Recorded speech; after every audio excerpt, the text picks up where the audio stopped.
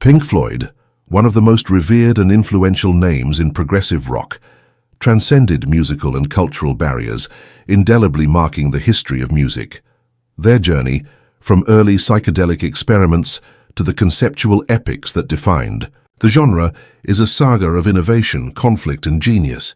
The apparent stability of the lineup, especially when contrasted with the creative and personal tensions that would intensify in the 1980s, is a paradox that defines the band's complexity. Pink Floyd's story begins in Cambridge, England in 1966, a period of cultural and artistic effervescence. It was in this environment that Roger Waters and Syd Barrett, childhood friends, crossed their musical paths. Both shared a passion for music and experimentation, leading them to explore the boundaries of blues and rock. While Barrett, with his inclination for art and poetry, moved to London to study art and painting at Camberwell College of Arts, David Gilmour, a talented guitarist from the same region, was already venturing into various local bands, including forays into folk and blues. Waters, on the other hand, followed a different path, enrolling in architecture at Regent Street Polytechnic, now the University of Westminster, in London, where he joined Nick Mason and Richard Wright.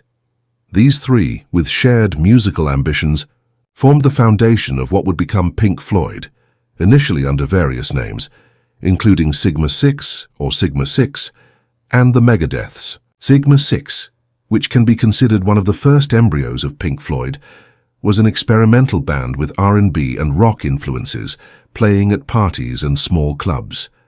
The lineup was fluid and unstable, with various musicians joining and leaving. In the search for a unique musical identity, the trio, sometimes aided by other musicians such as bassist Clive Metcalf and vocalists Keith Noble and Juliet Gale, experimented with a variety of names and styles. The band's formations varied, sometimes reaching between 7 and 10 members. This initial phase was crucial for experimentation and defining the sound that would characterize Pink Floyd. In 1965, Roger Waters and Syd Barrett joined Bob Close and Nick Mason to form a new band. They played R&B covers and later, encouraged by manager Peter Jenner, began to write their own material. Soon after, Bob Close left the band to pursue a career as a photographer. The name Pink Floyd was a tribute to two of Syd Barrett's favorite bluesmen, Pink Anderson and Floyd Council. This choice of name reflected the band's musical roots, while signaling an ambition to transcend the limits of traditional blues. The quartet's reputation, now officially christened the Pink Floyd sound, later simplified to Pink Floyd, began to grow rapidly in 1966. Their music, a mixture of rock, blues, psychedelia, and sonic experimentation, attracted the attention of the growing London underground circuit. The band became a constant presence in clubs like the UFO Club and the Marquee Club, where their mesmerizing and innovative performances attracted an ever-growing audience. Pink Floyd's debut in the phonographic market took place in January 1967 with the release of the single Arnold Lane. The song, with its captivating melody and peculiar lyrics about a transvestite stealing clothes from clotheslines, reached 25th place in the British charts, surprising many and catapulting the band onto the national scene. The song's innovative sound, with its psychedelic guitar effects and Barrett's characteristic voice, drew the attention of critics and audiences alike. The band's first album, The Piper at the Gates of Dawn, released on August 5, 1967, is considered a fundamental milestone in the history of psychedelic rock. The album, composed almost entirely of songs written by Syd Barrett, demonstrated his genius as a composer and his unique vision of music. The surreal and dreamlike lyrics, combined with the experimental instrumentation and innovative sound effects, created a magical and hypnotic atmosphere. The record was recorded in Studio 3 of Abbey Road Studios, the same where the Beatles recorded, and Barrett's recording technique was heavily influenced by producer Joe Boyd. Songs like Astronomy Domine, Interstellar Overdrive, and Bike became anthems of the London psychedelic scene, celebrating freedom, experimentation, and the expansion of consciousness. The atmosphere of the album alluded to the fantasy books of Kenneth Grahame and J.R.R. Tolkien. Despite its lasting impact, The Piper at the Gates of Dawn did not receive the widespread attention it deserved at the time. The release coincided with the release of the Beatles' Sgt. Pepper's Lonely Hearts Club Band, an album that revolutionized pop music and dominated the charts and media attention. Despite this, the album consolidated Pink Floyd's reputation as one of the most innovative and promising bands on the British music scene. However, signs of Syd Barrett's mental instability were already evident. At the beginning of Pink Floyd's career, Syd Barrett was the band's undisputed leader. His exuberant creativity and unique musical vision shaped the group's sound and identity. He was the main composer, guitarist, and vocalist, and his charismatic presence on stage captivated audiences. However, his increasingly frequent use of drugs, especially LSD, began to affect his mental health and behavior. Barrett became increasingly unpredictable and unstable, even performing in shows in a catatonic state, staring blankly at the audience or repeating the same chord on the guitar for long periods. His ability to compose and perform consistently declined drastically, jeopardizing the band's future. The situation became unsustainable in late 1967 and early 1968. In January 1968, David Gilmour, a longtime friend of Barrett and a talented guitarist, was invited to join Pink Floyd as a second guitarist and vocalist with the aim of helping the band fulfill its commitments and alleviate the pressure on Barrett. For a brief period, Pink Floyd functioned as a quintet, with Barrett and Gilmour sharing vocals and guitar parts. However, this situation was unsustainable in the long term. Barrett's instability continued to affect the band, and tension between the members increased. On April 6, 1968, Syd Barrett was officially removed from Pink Floyd. His departure marked the end of the band's psychedelic era and the beginning of a new phase characterized by a more experimental and progressive sound. Despite his short stint with Pink Floyd, Syd Barrett left a lasting legacy. His music and artistic vision continue to inspire musicians and artists around the world. His tragic story also serves as a warning about the dangers of drug use and the importance of mental health. After Syd Barrett's departure, Pink Floyd found themselves at a crossroads. The band had lost its main composer and leader and needed to find a new musical direction. Roger Waters, Nick Mason, and Richard Wright took on a more prominent role in the band's composition and leadership, while David Gilmour became the lead guitarist and one of the vocalists. Pink Floyd's first album without Syd Barrett, A Saucerful of Secrets, 1968, is a transitional work that reflects the band's search for a new musical identity. The album contains some songs written by Barrett before his departure, as well as new compositions by Waters, Gilmour, and Wright.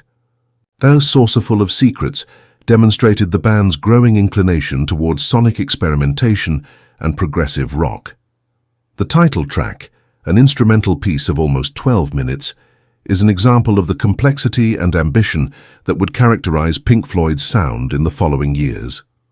In the following years, Pink Floyd released a series of experimental albums and soundtracks, such as More, 1969, and Umaguma, 1969, which explored new sounds and concepts.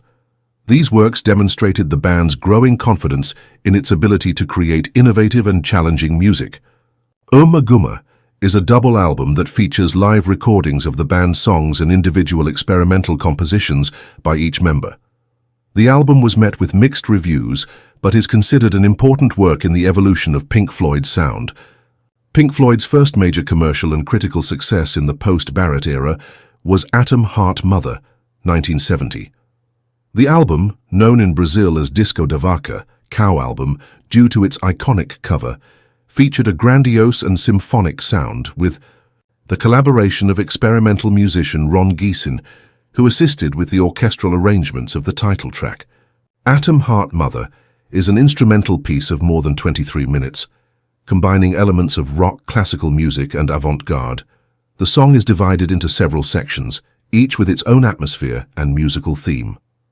The album also included other notable songs such as If, an introspective ballad written and sung by Roger Waters, and Alan's Psychedelic Breakfast, an experimental piece that incorporates everyday sounds such as the preparation of a breakfast. Atom Heart Mother reached the top spot on the British charts and propelled Pink Floyd's career to a new level. The album demonstrated the band's ability to create complex, ambitious, and commercially viable music. In addition to their studio albums, Pink Floyd was also involved in film soundtrack projects. In 1970, the band contributed music to Michelangelo Antonioni's film Zabriskie Point. However, the Italian director approved only 3 tracks from the group for inclusion on the soundtrack album. The track, Careful with That Axe Eugene, was included in the film. In 1972, Pink Floyd released the album Obscured by Clouds, which served as the soundtrack for the French film La Vallée by Barbet Schroeder.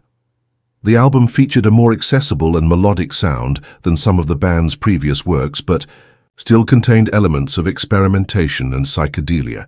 The album Medal, 1971, is considered a milestone in Pink Floyd's discography. The album featured the sound that would characterize the band in the following years, combining elements of progressive rock, psychedelia, blues, and sonic experimentation. The highlight of the album is the track Echoes, an epic piece of more than 23 minutes that occupies the entire B-side of the record. Echoes is a mesmerizing musical journey with its evocative melodies, its emotional guitar solos, and its innovative sound effects. Medal also includes other notable songs, such as One of These Days, with its memorable bass riff and Nick Mason's distorted voice, and Fearless, a folk rock song with an introspective and melancholy mood. The release of The Dark Side of the Moon in 1973 marked the peak of Pink Floyd's career and solidified their place as one of the greatest bands of all time. The album, a conceptual epic that explored themes such as madness, death, time, and money, became a cultural phenomenon, selling millions of copies worldwide and remaining on the Billboard charts for more than 741 consecutive weeks, a historic record. The iconic prism on the cover was designed by Storm Thorgerson and Aubrey Powell of Hypnosis, and it is one of the most well-known and referenced in the history of rock. The Dark Side of the Moon is a masterpiece of sound engineering with its innovative sound effects, its captivating melodies, and its profound and reflective lyrics. Songs like Money, Time, Breathe in the Air, and Us and Them became instant classics, played incessantly on the radio and appreciated by generations of fans. The success of The Dark Side of the Moon catapulted Pink Floyd to global stardom, transforming the band into one of the biggest names in the music industry. The album also influenced countless artists and bands, helping to popularize progressive rock and pave the way for new forms of sonic experimentation. After the resounding success of The Dark Side of the Moon, Pink Floyd released Wish You Were Here in 1975. The album, a tribute to Syd Barrett and a reflection on fame and loss, is considered one of the band's most personal and emotional works. The song Shine On You Crazy Diamond, divided into 2 parts, is a moving and reverent tribute to Barrett, recalling his genius and lamenting his tragic downfall. The album also includes other notable songs, such as Welcome to the Machine, a critique of the music industry, and the title track, Wish You Were Here, a melancholy ballad about longing and emotional distance. The album Animals, 1977, marks a shift in Pink Floyd's musical direction. Inspired by George Orwell's Animal Farm, the album presents a biting and scathing social critique, using animals as metaphors to represent different social classes and personality types. The pigs represent corrupt leaders, the dogs represent ruthless enforcers, and the sheep represent the manipulable mass. Animals is a conceptual album with complex lyrics and dark and dissonant melodies. The album generated controversy due to its explicit critique of capitalist society and the politics of the time. The album The Wall, 1979, is Roger Waters' most ambitious and personal work. The album, a conceptual epic that tells the story of Pink, a rock star tormented by childhood traumas and the pressure of fame, explores themes such as isolation, alienation, oppression, and the search for identity. The Wall is a double album, with complex lyrics, grandiose melodies, and a cinematic narrative. The album was adapted into a film in 1982, directed by Alan Parker, which became a box office success and a milestone in the history of musical cinema. Songs like Another Brick in the Wall Part 2, Comfortably Numb, and Hey You became anthems of the generation, celebrating rebellion, individuality, and the search for meaning in life. The Wall is also marked by Roger Waters' increasing control over the band, which contributed to increasing internal tensions. After the release of The Wall, internal tensions in Pink Floyd reached their peak. Roger Waters, who had become the dominant leader of the band, began to make unilateral decisions, which led to conflicts with David Gilmour, Nick Mason, and Richard Wright. In 1983, Pink Floyd released the album The Final Cut, which is considered a solo work by Roger Waters signed by Pink Floyd.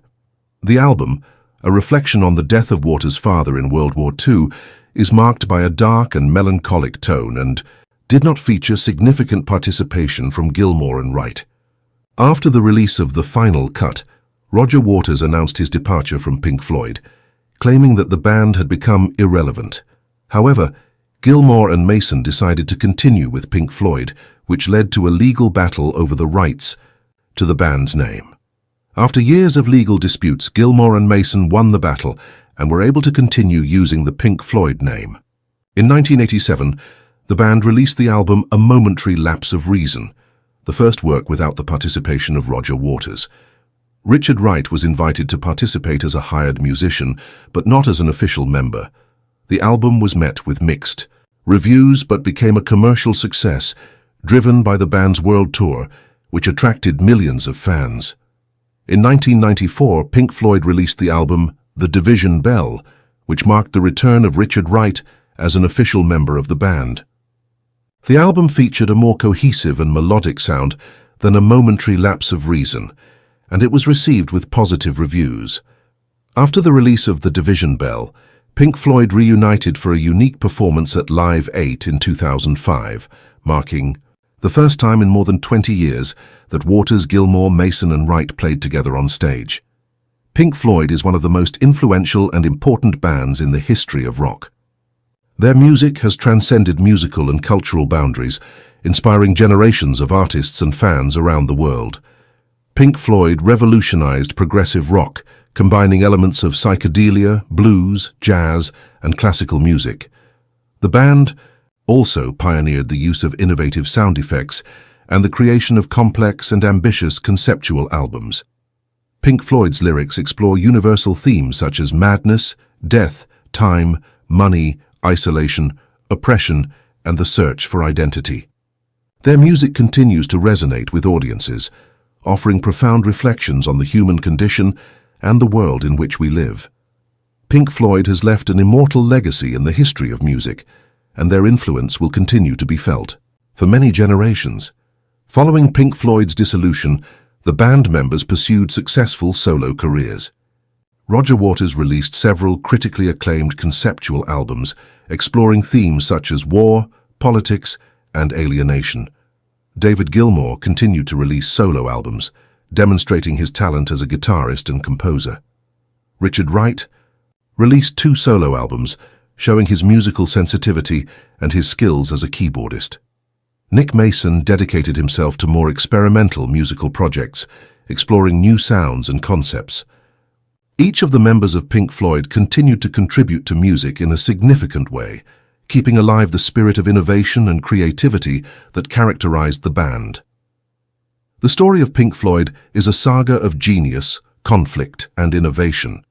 Their music continues to inspire and move fans around the world, solidifying their place as one of the greatest bands of all time.